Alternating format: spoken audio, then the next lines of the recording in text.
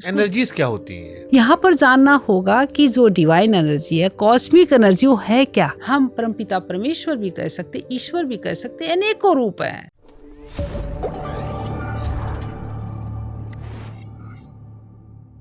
Energies क्या होती हैं? एनर्जीज हम कई रूप में कह सकते हैं, जैसे वाइब्रेशन कहते हैं। एनर्जी जैसे ऊर्जा है, मैं और आप बैठे यहाँ भी एक एनर्जी है। हम परमपिता परमेश्वर भी कह सकते, ईश्वर भी कह सकते, अनेकों रूप हैं जो हम अपने अलग अलग रूप में उसको पुकारते हैं। आपको हमको किसने बनाया? एक पावर है, सुप्रीम पावर है, ईश्वर है, जो हम सब जानते ईश्वर है। पर हम कई बार उसको महसूस करते अपने आसपास। वो क्या है? वो एक पॉजिटिव ऑरा एनर्जी जो परमात्मा के आसपास, जो परमात्मा में देता, जो परमात्मा के करीब रहता है, जो स्पिरिचुअल है, उसकी प्रोटेक्शन अपने आप मिलती, खुश रहता हो। नहीं तो क्या किसी व्यक्ति की एनर्जी से किसी और व्यक्ति की एनर्जी पर असर पड़ता है? यस। कैसे? जैसे अगर आप बहुत नेगेटिव एनर्जी या ईर्ष्या हो जाती है, नेगेटिव एनर्जी मुझे देते हैं, तो मेरी एनर्जी चैनलाइज नेगेटिव वे में हो जाएगी। ये तो माहौल हो गया कि माहौल, जैसा माहौल होता है वैसा आप पर असर पड़ गया। जैसे हमारे जब छोटे थे तो लोग कहते थे कि अच्छी संगत में रहा करो। हाँ, अच्छी जैसी संगत होगी वैसा तुम्हारा विचार हो जाएगा। यस। अगर दारू पीने वाले साथ तो वो हो जाएगा, पुण्यात्मा साथ बैठे तो वैसा हो जाएगा। क्या ये संगत ही एनर्जी है? यस।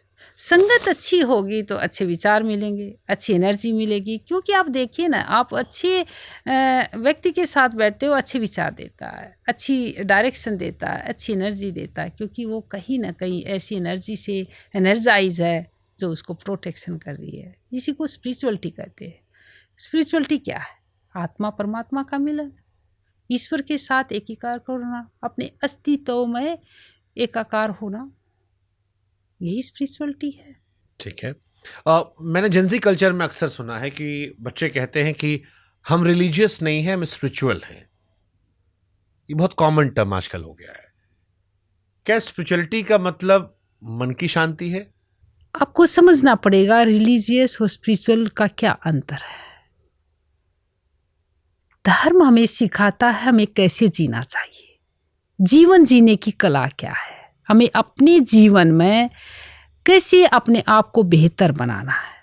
और स्पिरिचुअलिटी सिखाती है कि आत्मा का परमात्मा से कैसे मिलन हो सकता है, कैसे हम डिवाइन एनर्जी से एनर्जाइज अपने आप को रख सकते हैं।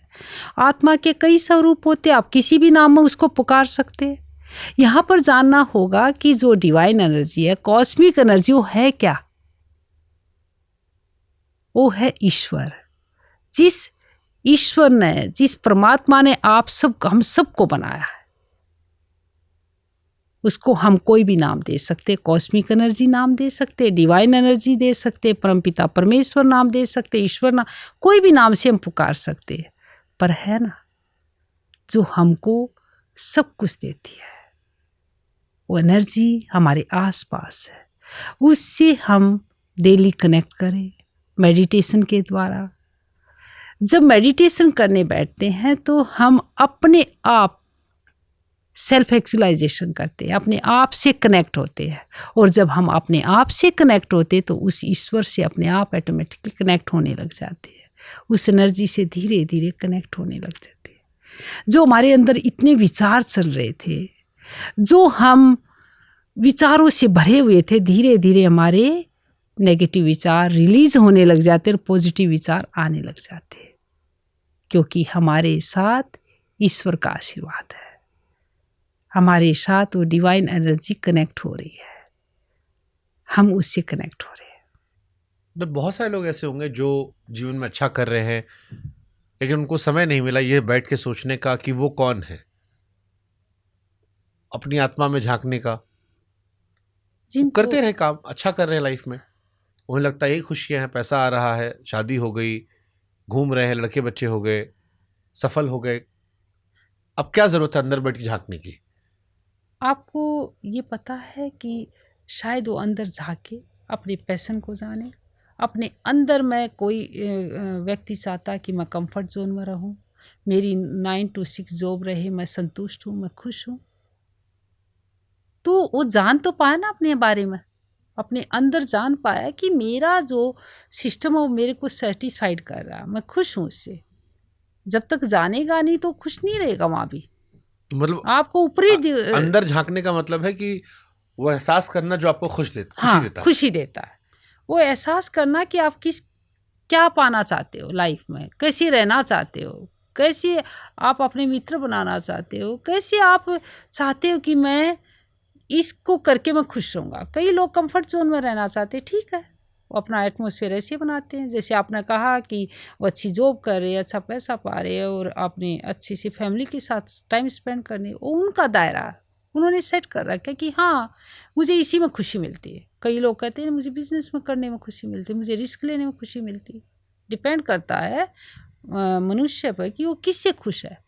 जाना तो अपने आप को जाने बगैर अपनी यात्रा अच्छे से तय नहीं कर सकते। अब जैसे रेलवे में सफ़र कर रहे हो, रेल की टिकट आपने कहाँ तक लेनी है यही नहीं पता तो कैसे सफ़र करोगे, कहाँ उतरना यही नहीं मालूम तो कैसे सफ़र करोगे। ये आपने जैसे पहले जर्नी की बात की, अगर आप किसी भी सफ़र में जा रहे हो उससे पहले आप एक टिकट लेते हो, आपको पता है कि मुझे यहाँ तक जाना है और आप सफ़र कर लेते होता है अच्छे से। ऐसे ही हमारा लाइफ है शुभांकर कि हमें ये जानना ज़रूरी है कि मुझे चाहिए क्या, मुझे क्या खुशी दे रहा, मेरी लाइफ कैसी होनी चाहिए, ठीक है, और मेरी लाइफ में कितनी मुझे रिस्क लेना है या मैं रिस्क लेने से डरता हूँ, वो बहुत ज़रूरी है। तो कोई आदमी जो स्पिरिचुअली अवेक हो चुका है उसमें क्या अंतर दिखाई पड़ेगा एक सामान्य व्यक्ति के मुकाबले जो अवेक नहीं हुआ है? जो स्पिरिचुअली अवेयर्ड है वो ईश्वर के साथ उसका कनेक्शन है। वो अपने आप को जानकर उस परम सत्ता यानी कि ईश्वर को जान रहा है कि कोई ऐसी एनर्जी है जो मुझे मदद करी, जिसने मुझे बनाया। उसके विचारों में आपको कॉन्फिडेंस दिखाई देगा, उसके भाव में आपको कॉन्फिडेंस दिखाई देगा, उसके इमोशंस में, उसके प्रेम में वह दयावान होगा, वह करुणामय होगा, वह लोगों की मदद करेगा। वो कहीं भी जाएगा अपनी पॉजिटिव एनर्जी से उस एटमॉस्फेयर को भर देगा। जो कम प्रैक्टिस करते हैं वो अपने लिए ही परेशान रहेगा, अपने आप पर ही डाउट करेगा, अपने अंदर कॉन्फिडेंस नहीं होगा, डर होगा, उसको फ्यूचर की चिंता होगी, भावनाएं भी फुलफिल नहीं होगी। इस तरह का अंतर देखने को मिलता है। वो अपने कार्य को लेकर भी परेशान रहेगा। बट सामान्य जो लोग हमें मिलते हैं रोज, उनमें से अगर 10 में से मैं देखूं तो 9 लोग तो मुझे ऐसे नहीं मिलते जिनमें लोगों के प्रति प्रेम हो, करुणा हो, जलन ना हो, ईर्ष्या द्वेष ना हो, दूसरे की सफलता पे वो खुश होते हों।